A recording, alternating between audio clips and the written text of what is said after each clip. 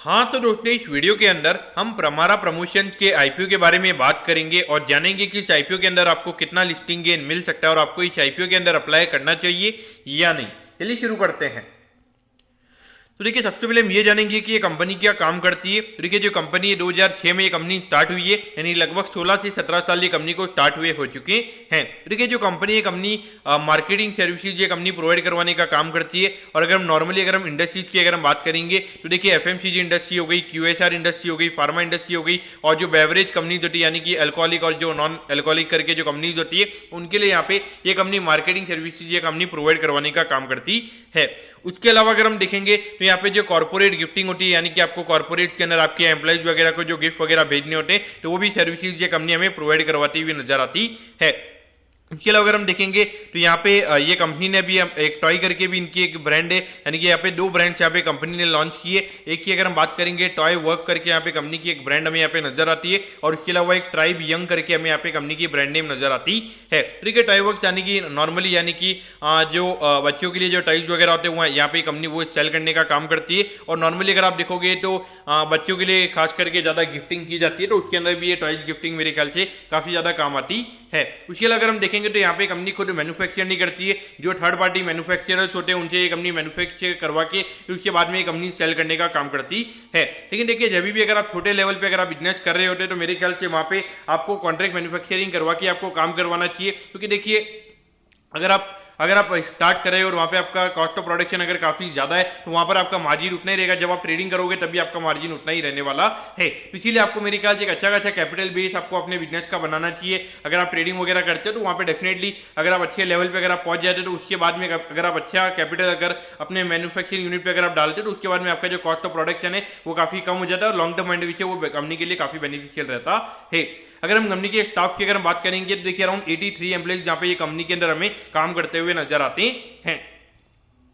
अब अगर हम ऑब्जेक्टिव की अगर हम बात करेंगे तो देखिए, यहाँ पे नॉर्मली जो वर्किंग कैपिटल की रिक्वायरमेंट है उसके लिए यहाँ पे कंपनी का आईपीओ आ रहा है, ये मुझे यहाँ पे काफी नेगेटिव लगता है। क्योंकि देखिए, अगर आपको बिजनेस बढ़ाना है तो अपनी कुछ कैपेक्स वगैरह का प्लान लेके आइए कि हमें नए ऑफिस खोलने, हमें नए नए एरियाज में यहाँ पे एक्सप्लोर करना है, तो उससे रिलेटेड हम आईपीओ लेकर आ रहे हैं। तो ये वर्किंग कैपिटल से रिलेटेड मुझे जो भी आईपीओ आता है तो मुझे लगता है कि एक लॉन्ग टर्म एंड से यहाँ पे कोई ज्यादा पैसा नहीं बन सकता। क्योंकि यहाँ पे एक कंपनी एक नॉर्मली अपना आईपीओ लेकर आ रही है, पैसे लेके कंपनी वहाँ पे क्या करेगी उसका कोई कंपनी को आइडिया नहीं है, कंपनी को खुद को नहीं पता है कि हम इसे कैसे ग्रो करें। तो इसलिए एक नॉर्मली एक वर्किंग कैपिटल का जो रीजन दिया जाता है वो यहाँ पे कंपनी ने दिया है। उसके अलावा अगर हम यहाँ पे कंपनी की कुछ कम्पिटेटिव स्ट्रेंथ के बारे में अगर हम बात करेंगे तो देखिए, यहाँ पे मेरे ख्याल से ये चीज़ें कुछ काम की नहीं है, लेकिन प्रमोटर और मैनेजमेंट टीम यहाँ पे एक्सपीरियंस है। ये मैं फिर भी बोलूँगा कि यहाँ पे ये थोड़ी हम बात मान सकते हैं। क्योंकि देखिए, 16 से 17 साल उनको ये इंडस्ट्री में काम करते हुए हो गए हैं, तो कहीं ना कहीं यहाँ पे देखा जाए तो ये हम मान सकते हैं कि यहाँ पे कंपनी का जो मैनेजमेंट है वो यहाँ पे काफ़ी ज़्यादा एक्सपीरियंस है। तो उन्होंने ये 16 से 17 साल के करियर में यहाँ पे कुछ गलतियाँ करी होंगी, तो आने वाले टाइम पे अगर कुछ भी इकोनॉमी में स्ट्रगल वगैरह होते हैं तो वो गलतियाँ ये फिर से ना दोहराएंगे, ये हमें फिर भी वहाँ पे देखने को मिल सकता है। अब अगर हम कंपनी के फाइनेंशियल्स के बारे में अगर हम बात करेंगे तो देखिए, यहाँ पे 2021 में लगभग 40 करोड़ के लगभग कंपनी का रेवेन्यू का नंबर था और यहाँ पे 2023 में यहाँ पे 51 करोड़ के लगभग कंपनी का रेवेन्यू का नंबर आया है। तो अगर हम एब्सोल्यूट टर्म्स में अगर हम बात करेंगे 2 साल में हार्डली अराउंड 20% से कंपनी के रेवेन्यू के नंबर्स हमें बढ़ते हुए नजर आए हैं। तो देखिए, इतने छोटे बेस इफेक्ट पे अगर हम बात करेंगे तो रेवेन्यू के नंबर्स की अगर हम बात करेंगे काफी लो लेवल पे कंपनी के नंबर्स हमें ग्रो होते हुए नजर आ रहे हैं। और एट द सेम टाइम अगर हम देखेंगे तो प्रॉफिटेबिलिटी यहाँ पे अराउंड 33 लाख रुपीज के लगभग कंपनी के नंबर्स, और अभी अगर हम देखेंगे अराउंड 2 करोड़ 22 लाख रुपीस के लगभग कंपनी का नंबर हमें यहाँ पे नजर आता है। लेकिन अगर हम नेट प्रॉफिट मार्जिन की अगर हम बात करेंगे तो हार्डली यहाँ पे अराउंड 4% के लगभग का नेट प्रॉफिट का मार्जिन है कंपनी का। तो देखा जाए तो ऑल ओवर जो कंपनी के फाइनेंशियल्स की अगर हम बात करेंगे तो इतना ज्यादा कुछ खास कंपनी के फाइनेंशियल्स हमें यहाँ पे नजर नहीं आते। क्योंकि नॉर्मली अगर हम देखेंगे यहाँ पे जो इतना लोअर बेस इफेक्ट है कंपनी का लगभग 40 से लगभग 80-90 करोड़ के लगभग 2 साल में कंपनी के रेवेन्यू के नंबर होने चाहिए थे, लेकिन वो यहाँ पे नहीं हुए। तो कहीं ना कहीं देखा जाए तो यहाँ पे कंपनी के नंबर हमें यहाँ पे अच्छे नजर नहीं आते हैं। अब अगर हम आईपीओ के डिटेल्स के बारे में अगर हम बात करेंगे तो देखिए, यहाँ पे 1 सितंबर को ये आईपीओ में ओपन होता हुआ नजर आएगा और 5 सितंबर को ये आईपीओ में क्लोज होता हुआ नजर आएगा।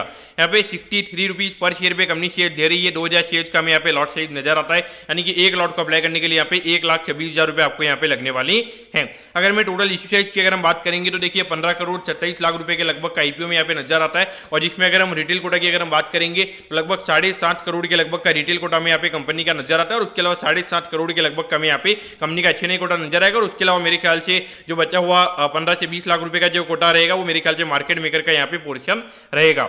उसके अलावा अगर हम देखेंगे तो ये जो कंपनी है, कंपनी हमें एनएससी के एसएमई प्लेटफॉर्म पे ये कंपनी हमें लिस्ट होती हुई नजर आएगी। और यहाँ पर अगर हम कंपनी के मार्केट मेकर की अगर हम बात करेंगे तो देखिए प्योर ब्रोकिंग करके हमें यहाँ पे कंपनी का मार्केट मेकर यहाँ पे नजर आता है। तो देखिए हम मार्केट मेकर के परफॉर्मेंस की अगर हम बात करेंगे, काफी बेकार परफॉर्मेंस हमें यहाँ पे इनका नजर आता है। अभी इनोवेटर्स करके कंपनी हमें यहाँ पे लिस्ट होती हुई नजर आई थी, तो इतना छोटा इश्यू था लेकिन वो भी हमें कंपनी पार पे लिस्ट होती हुई नजर आई थी। उसके बाद में लगातार वो स्टॉक हमें गिरता हुआ नजर आया था। और उसके अलावा अगर हम देखेंगे एक मोक्स ओवरसीज करके ये कंपनी ने आईपीओ, जिसमें भी मार्केट मेकर यही कंपनी थी प्योर ब्रोकिंग करके, वहाँ पे मार्केट मेकर था। तो वो आईपीओ भी अगर आप देखोगे अराउंड 100 टाइम्स हमें सब्सक्राइब होता हुआ नजर आया था, लेकिन 15 से 20% हमें वहाँ पे उसकी लिस्टिंग होती हुई नजर आई थी। इसलिए कहीं ना कहीं अगर आप देखोगे ये मार्केट मेकर का परफॉर्मेंस अच्छा नहीं होना, ये मार्केट काफी ज्यादा नेगेटिव वे में लेता है। क्योंकि देखिए 3 आईपीओ ये कंपनी के मार्केट मेकर के अंडर में आईपीओ आए हुए, तीनों आईपीओ की अगर हम बात करेंगे तो बम्पर हमें सब्सक्राइब होते हुए नजर आए। तो तीनों आईपीओ हमें बिलो इश्यू प्राइस हमें लिस्ट होते हुए नजर आए थे। तो इस पॉइंट ऑफ व्यू से देखा जाए तो ये माइंड में आपको रखना चाहिए। क्योंकि देखिए अगर मार्केट मेकर का परफॉर्मेंस नहीं है,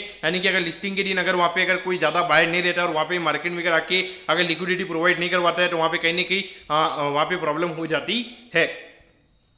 अब अगर हम आईपीओ के डिटेल्स के बारे में, टाइम टेबल के बारे में अगर हम बात करेंगे तो देखिए 8 तारीख को आपको पता चल जाएगा कि आपको अलॉटमेंट मिला है या नहीं। अलॉटमेंट नहीं अगर आपको अलॉटमेंट नहीं मिलता है तो 11 तारीख को आपको रिफंड मिल जाएगा। 12 तारीख को आपके डीमैट अकाउंट में शेयर आ जाएंगे और लगभग 13 तारीख को ये कंपनी हमें लिस्ट होती हुई नजर आएगी।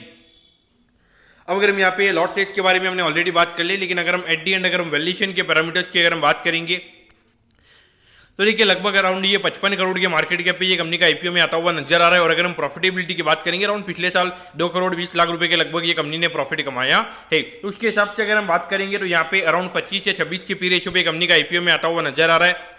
और अगर हम पिछले 2-3 साल की अगर हम ग्रोथ वाइज अगर हम बात करेंगे तो कोई यहाँ पे रेवेन्यू के नंबर्स के पॉइंट ऑफ व्यू से अगर हम बात करेंगे तो कोई ज़्यादा ग्रोथ के नंबर्स हमें यहाँ पे देखने को नहीं मिलते। तो उस पॉइंट ऑफ व्यू से देखा जाए तो मुझे इतना ज़्यादा कुछ इंटरेस्टिंग यहाँ पे नजर नहीं आया है। और उसके अलावा मार्केट मेकर का परफॉर्मेंस इतना अच्छा नहीं है, वो एक बहुत बड़ा रेड अलर्ट हमें यहाँ पे नजर आता है। और कंपनी भी एकदम एक नॉर्मल काइंड ऑफ कंपनी यहाँ पे नजर आती है। और इसी टाइम पे अगर आप देखोगे एक बेसिलिक फ्लाई स्टूडियो करके एक कंपनी है, इसके अंदर इतनी डिमांड हमें देखने को मिल रही है और मार्केट में एक्सपेक्टेशन है कि लगभग 3 से 4 हज़ार करोड़ की डिमांड हमें रिटेल के अंदर देखने को मिलेगी और लगभग 3 से 4 हज़ार करोड़ की जो डिमांड है वो हमें एचएनआई कोटा में वहां पे देखने को मिल सकती है। यानी कि मार्केट में एक्सपेक्टेशन की जा रही है कि लगभग $1 बिलियन की जो डिमांड है वो हमें वहां पे बेसिलिक फ्लाई स्टूडियो में जाती हुई नजर आएगी। तो इसके लिए मेरे ख्याल से लोगों के पास कोई ज्यादा फंड नहीं बचेगा। तो मेरे ख्याल से अगर कोई ब्रोकर यहाँ पे आपके लिए सेल एंड अप्लाई का काम कर रहा है, यानी कि अगर सब्जेक्ट टू आपकी एप्लीकेशन ले रहा हो तो मेरे ख्याल से फिर भी यहाँ पे काम कर सकते हो। लेकिन मेरे ख्याल से ओपन अप्लाई करवाने की जो एप्लीकेशन है वो मेरे ख्याल से डेफिनेटली आपने यहाँ पे अप्लाई नहीं करना। तो ये मेरा पॉइंट ऑफ व्यू रहेगा। भले कोई भी ग्रे मार्केट प्रीमियम हो या फिर कोई भी हो, लेकिन मैं यहाँ पे आईपीओ के अंदर अप्लाई करने का सजेशन नहीं दूंगा और मैं खुद भी यहाँ पे अप्लाई नहीं करूंगा। तो दोस्तों मैं कहता हूँ कि प्रमारा प्रमोशन के आईपीओ के बारे में आपको सब कुछ समझ में आ गया होगा। अगर आपकी कोई भी क्वेरीज है आप कमेंट कीजिए, मैं जरूर आपके कमेंट पर रिप्लाई करूंगा। ओके दोस्तों, thank you, have a nice day.